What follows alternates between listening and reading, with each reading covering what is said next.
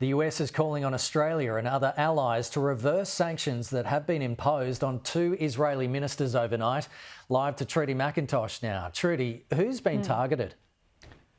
Well, 2 of the more senior and most prominent members of the Netanyahu ministry have been targeted with these sanctions. It is the National Security Minister, Itamar Ben-Gvir, and the Finance Minister, Bezalel Smotrich. They now face financial sanctions, have their assets frozen and are subject to travel bans after this collective action. It was revealed overnight in this statement by Foreign Minister Penny Wong in coordination with a handful of allies, including Canada, the United Kingdom and New Zealand. This is part of the joint statement which helps explain why this action has been taken. In a statement, it says Ben-Gvir and Smotrich have incited extremist violence and serious abuses of Palestinian human rights. These actions are not acceptable. That is why we have taken action now to hold those responsible to account.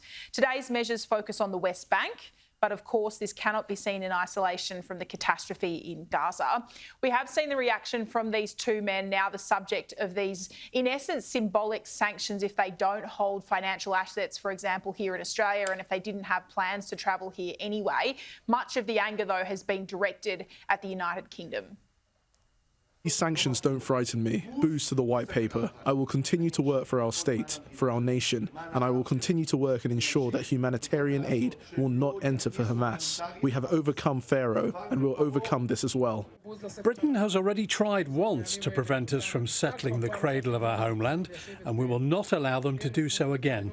We are determined, with God's help, to continue and to build.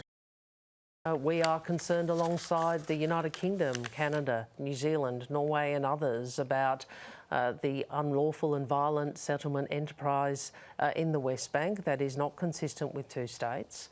We believe, like the international community and our partners, that 2 states is the best chance for peace in the Middle East and peace and security for Israelis.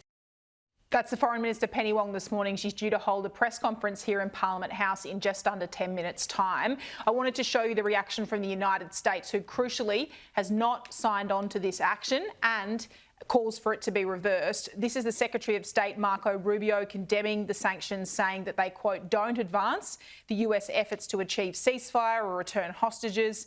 He adds, we remind our partners not to forget who the real enemy is, ending by saying the United States urges the reversal of the sanctions and stands shoulder to shoulder with Israel. So a very clear split this morning between Australia and the United States, our closest security partner, Kenny. Ahead of the G7 in Canada as well. Trudy, thank you.